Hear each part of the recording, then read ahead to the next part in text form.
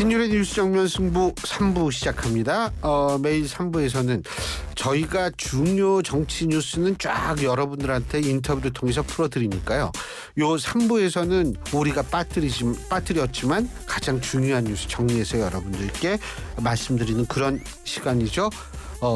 이 정면 브리핑 시간인데요. 오늘도 또 여러분이 제일 아끼고 좋아하고 또 이 사랑해 주시는 YTN의 김영민 아나운서 함께하겠습니다. 안녕하세요. 제가 보니까 모든 아나운서한테 그렇게 말하시는 것 같은데요. 왜냐하면 이게 사회생활이니까. 제일 아끼고 사랑하고 좋아하는 사회생활이니까. YTN 라디오 모든 아나운서. 아이 그럼요. 다 나 그렇죠. 빼놓고는 다 저거 하는 거죠. 네. 야, 근데 그 보이는 라디오에서 방님이 이우영 아나운서님 그만두셨나요? 그런데 그만둔 게 아니고 우리 방님께서는 아침 방송은 안 보시고 저희 방송만 보신다. 이렇게 우리가 또 추론할 수가 있죠. 그렇죠. 어쨌든 진심으로 감사드립니다. 요새 좀 파이팅 넘치게 산다고 이우영 아나운서. 파이팅 넘게. 근데 뭐 그렇게 파이팅 할 이유가 있나? 거기가 참 뉴스 파이팅이구나. 네. 이름이. 그렇구나. 근데 뭐 이우영 아나운서 어제도 봤어요. 어제도 보고. 저도 어제 봤어요. 그렇죠. 저희 같이 봤죠. 예. 어제도 보고 계속 그래서 보니까 잘 살고 있더라고요. 얼굴이 더 좋아졌더라고요. 예. 근데 그게 왜 좋아지는지 모르죠. 내가 우리 YTN에서 5년 정도 아침 프로그램 진행했을 때 아침을 계속 먹었어요. 방송 끝나고. 네. 그랬더니 거짓말 안 못하고 그렇게 한 몇 달 지나니까 8kg가 불더라고요. 그게 얼굴이 좋아지는 게 시간이 이게 막 이렇게 왔다 갔다 하면 좀 그래요. 물론 제가 우리 김영민 아나운서한테 그런 얘기를 할 입장은 아니죠. 그래서 굉장히 힘들게 살고 있는데. 예. 근데 어쨌든 여러분 아침은 꼭 드시는데요. 너무 많이 드시면 안 됩니다. 이게 스트레스를 받으면 엄청 먹게 되거든요. 그렇죠. 예. 그래가지고 이제 그렇다 이런 말씀인데. 아이고 가만히 있어봐. 오늘이 며칠 11월 첫날이죠. 네, 그렇습니다. 이제 4일 후네. 그렇죠. 그죠? 11월 5일이 무슨 날인지 우리 이 청취자 여러분 아시죠? 미국 대선 날입니다. 예, 11월. 근데 있잖아요. 하도 큰 일들이 많으니까 이게 뭐 11월 5일이 또 뭔 날인가 이렇게 기억 못 하시는 분들이 많은데 미국 대선 날인데 이거 우리나라 입장에서도 굉장히 중요한 날인데 사전 투표 참가자가 많다라 그러네요. 네, 맞습니다. 뭐 사실상 딴 나라 선거 아니냐 이렇게 생각하실 수도 있지만 이 미국 대선이 전 세계에 미치는 영향력 엄청나죠. 또 더 나아가서 우리나라 경제나 국제 정세에 미치는 영향력 상당하기 때문에 굉장히 큰 이벤트로 볼 수가 있고요. 미국 대선 이제 진짜 일주일도 남지 않았는데 이미 지난달부터 사전 투표는 시작이 된 상황이거든요. 미국은 사전 투표소 투표, 우편 투표도 진행이 되는데 그 비중이 굉장히 크고 그리고 이걸 접수하고 확인하고 개표하는 데 시간이 굉장히 많이 걸려서 집계 후반에 반영이 된다고 합니다. 그런데 여론조사 기관 갤럽이 이번 대선에서 사전투표에 참가하는 것에 대한 여론조사를 진행했는데 전체 유권자의 절반 이상이 사전투표에 참가할 것으로 전망을 했습니다. 지난달 14일부터 27일까지 미국 전역 18세 이상 성인 대상으로 조사를 했는데 했거나 할 계획이다 이렇게 답한 응답자가 과반 이상 54%로 나타났는데요. 그렇다면 이 사전투표를 한 사람들은 누구를 뽑을 것인가? 민주당 후보인 카멀라 해리스 부통령을 뽑을 것이다라는 응답이 트럼프 후보를 뽑을 것이다라는 응답을 압도하는 그런 분위기였습니다. ABC 뉴스와 입소스가 발표한 조사를 보면 해리스가 62% 지지를 얻어서 트럼프 후보의 지지율 33%를 압도하는 모습이었고 뉴욕타임스와 시에나 대학의 조사에는 해리스 후보가 59%, 트럼프 후보가 40%의 지지율을 기록하고 있어서 사전투표 기준으로는 해리스 후보가 좀 우세하다라고 볼 수 있습니다. 그런데 자 퀴즈 들어갑니다. 미국은 선거날이 휴일일까요 아닐까요? 이거 정면승부 아닌가? 휴일 아닙니다. 휴일 아니에요. 어제 라디오에서 들었는데.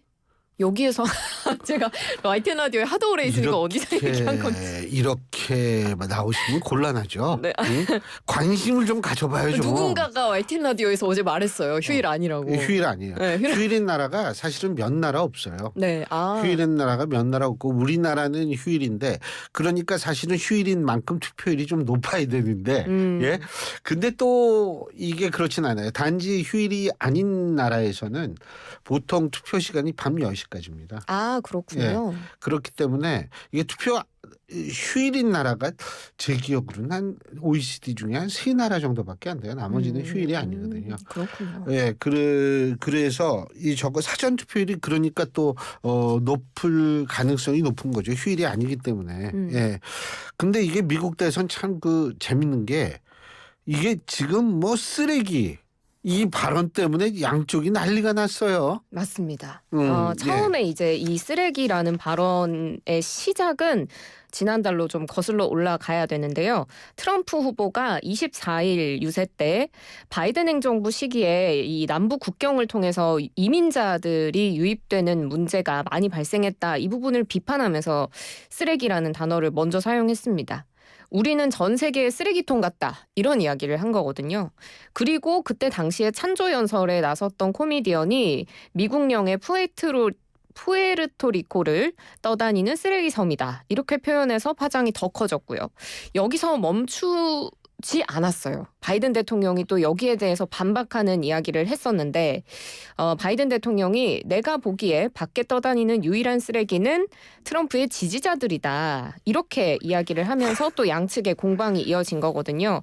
이 바이든 대통령의 언급이 지금 양측으로 갈라져 있는 이 미국인들의 절반을 쓰레기라고 한 것이 아니냐.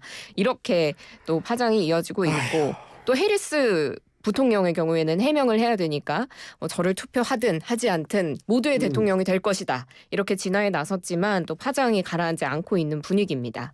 그리고 또 하나의 발언이 문제가 되고 있는데 트럼프 후보가 여성에 대한 발언을 했는데 이것도 도마 위에 올랐습니다. 지금 위스콘신주 유세 때 불법 이민자에 의한 성폭력 등 강력범죄 문제를 이야기하면서 자신이 여성을 보호하겠다. 이런 이야기를 했는데요. 지금 트럼프 후보 측의 이제 스태프들은 여성 보호 이런 표현은 좀 부적절할 수 있으니까 사용을 자제해달라 이렇게 트럼프 후보에게 요청을 했지만 트럼프 후보는 나는 아니다. 그들이 좋아하든 그렇지 않든 나는 이 나라의 여성들을 보호할 것이다. 이렇게 이야기를 한 겁니다. 그런데 이제 해리스 부통령 측에서는 이게 여성의 주체성에 대해서 트럼프 후보가 맞아요. 어떻게 생각하는지를 여실히 보여주는 것이다 라면서 모욕적이다. 이런 발언을 했고요. 여성의 주체성, 권위나 권리, 자기 몸을 포함해서 삶에 대해서 스스로 결정할 수 있는 능력을 트럼프 후보가 이해하지 못한다라고 비난했습니다. 이 트럼프 후보 같은 경우에는 이 뭐 보호라는 단어도 그렇지만 이분이 또 상당히 여러 가지 이 문제로 또 이 좀 이 불미스러운 얘기도 많이 있고 이런 분위기 때문에 굉장히 좀 당혹스럽네요. 그 판세가 지금 거의 막상막하라고 그러죠. 맞습니다. 전국적으로는 일단 여론조사가 너무 다양하게 나오고는 있는데 전국적으로 봤을 때 해리스 부통령이 근소하게 우위다. 이런 여론조사가 조금 더 많기는 합니다. 그렇지만 이제 경합주 여론조사를 조금 더 집중을 해봐야 될 텐데 7개 경합주 중에서 이번에 가장 뭐랄까요 뜨거운 감자로 떠오르는 지역은 아무래도 펜실베니아가 아닐까 싶습니다.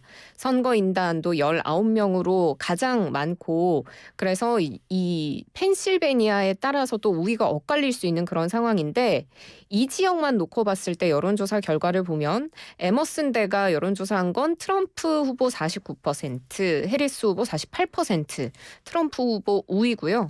블룸버그 통신이 조사한 걸 보면 해리스 후보 50%, 트럼프 후보 48.2%, 또 여기에서는 해리스 후보가 우위를 기록하고 있습니다. 그래서 경합주 판세가 아직 엎치락뒤치락 하고 있어서 끝까지 뚜껑 열어보기 전까지는 모를 것 같습니다. 어떻게 나오는지 참 저도 참 궁금은 한데 참 여러 가지 생각을 하게 됩니다. 대한민국의 미래가 어떻게 될까 이런 생각도 하고요.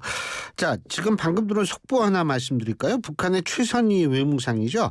이 사람이 뭐라고 얘기를 했냐면 핵무기를 강화해서 보복 핵 타격 태세 향상이 필요하다 이런 얘기를 했습니다. 그런데 북한 또 어제 ICBM 발사하지 않았습니까? 맞습니다. 뭐 화성 19형이라고 주장을 하고 있죠. 예? 네, 예. 그렇습니다. 어제 아침에 평양 일대에서 ICBM을 발사했는데 합참은 이 미사일이 1,000km가량 비행한 후에 동해상에 탄착했다고 밝혔습니다. 북한이 오늘 이 대륙간 탄도미사일에 대해서 화성포 19형이다. 그리고 시험 발사에 성공했다라고 주장을 한 건데 화성포 19형 가장 최신형이며 사성 18형과 함께 운용하게 될 최종 완결판의 대륙간 탄도미사일이다라고 주장을 했습니다.